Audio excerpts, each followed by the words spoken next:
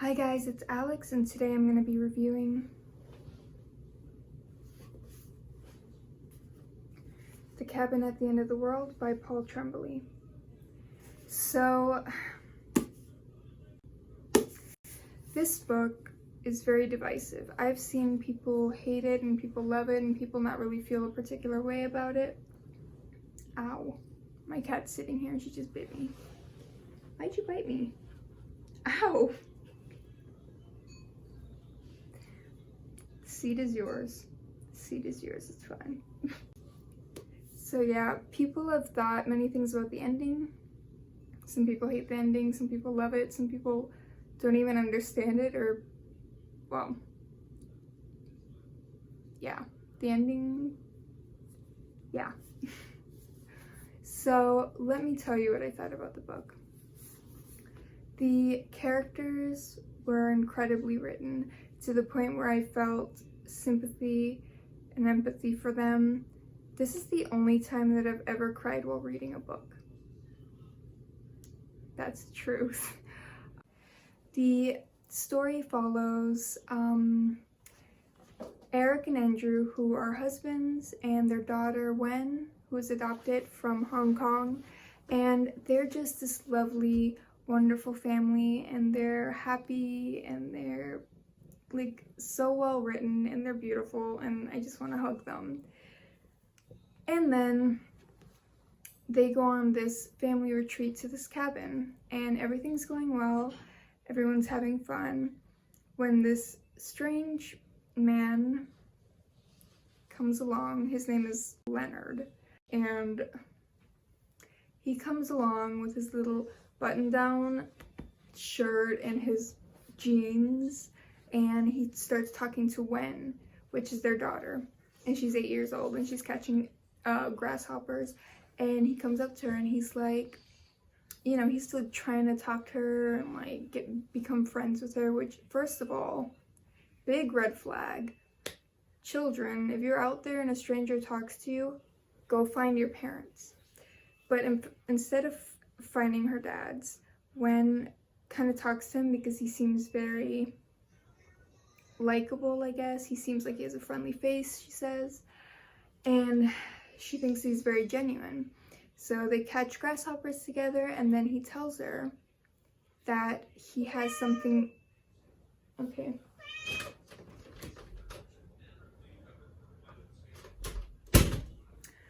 And then he tells her that he has something to tell her. And that something is that her and her family are going to have to sacrifice one of themselves to save the entire world. So either Andrew, Eric, or Wen are going to have to die for the world to be saved, because this man says so. So right off the bat, I'm like, okay, that's dumb. Like, just go inside, lock the door, like, leave it alone, right? But this man has 3 other people with him.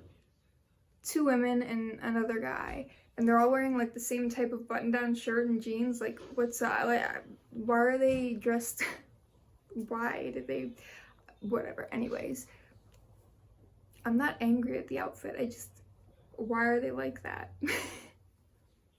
I just thought it was so silly. Like, they probably look like waiters, and they're carrying, oh yeah, they're carrying massive weird weapons for some reason. Not even carrying machetes or hammers or axes. They're like carrying these weird meshed together weapons, kind of like that one dude from The Walking Dead, I forgot his name. So yeah, it's like these 4 seemingly normal people who are dressed like waiters and have weird weapons with them, and they surround the house and they beg to come inside and explain why their sacrifice, this family's sacrifice, will save the world. And from then on, the book gets wild. Like I said, Paul Tremblay wrote this book so well. He wrote the characters so well that I just loved the main family so much, and I didn't want them to get hurt. And I mean, it's a horror book, so I expected something horrible to happen.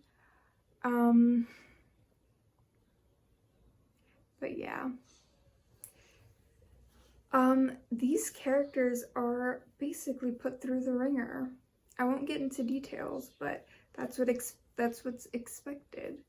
It's a home invasion horror thriller at its core, but it also has this mystery of like, why is the world gonna end? Why are these people like a cult? What's going on? Is it real? So throughout the book, the tension had me at the edge of my seat. I was reading and I could imagine like all of this happening, and I was like mentally yelling at the characters to do this and to do that, and I was like, oh my gosh, like everywhere. I did shed a tear or two at a certain part of this book. If you've read it, you can probably guess when I did. But yeah. Honestly, this book was very enjoyable. I liked not knowing what was happening or not knowing how the characters were going to get out of it. And it was really interesting because I kind of put myself in the shoes of the characters, and I would be like, okay, in this situation, I would do this. And obviously I'd get out and I'd be fine.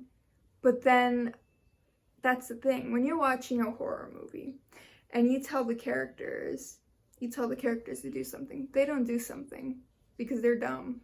Because that's how the writing works in screenplays. If the characters are dumb, they die, and that's how it goes. But in this book, the characters were smart, and they took my suggestions. Yeah, the characters were smart. They did everything right, and they still ended up in this like very sticky situation. And it's scary to think that this could happen to anyone. So a lot of the divisiveness of this book, I believe, comes from the ending. Now, I don't want to get into spoilers. I will say that I enjoyed this book. I really liked the writing. I really liked the characters. The bad guys annoyed me a lot. They annoyed me a lot. Which is good. They're supposed to, they're supposed to. I feel the ending is left up to interpretation in a way. It's not, perfectly tied in a bow.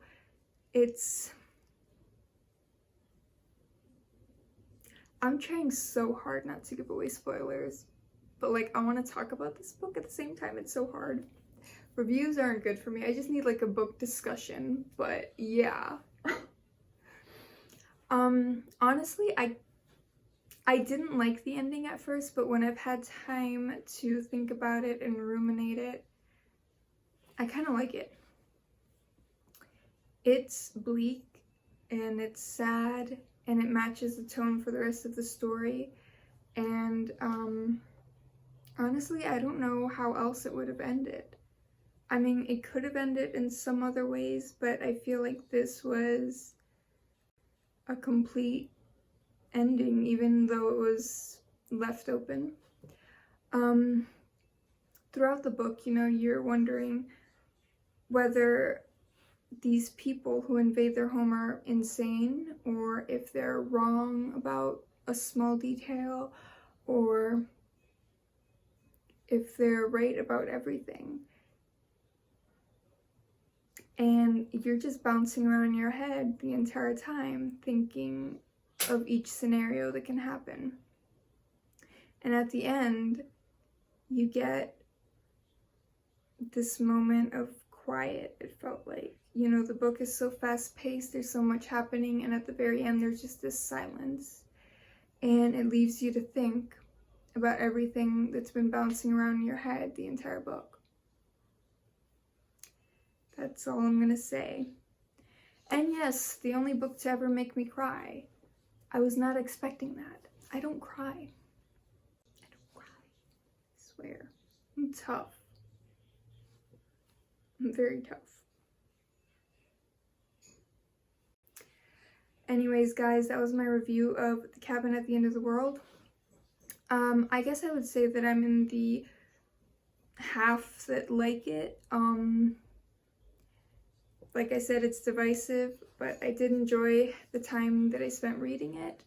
I would recommend it for people, and if you have read it, let me know what you think about the ending, because I want to talk about it.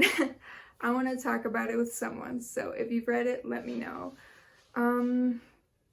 Yeah, guys, thank you for watching my review. Stick around, give a thumbs up, a comment, a like. Thanks for being awesome. Thank you for watching these videos, and I'll see you guys later.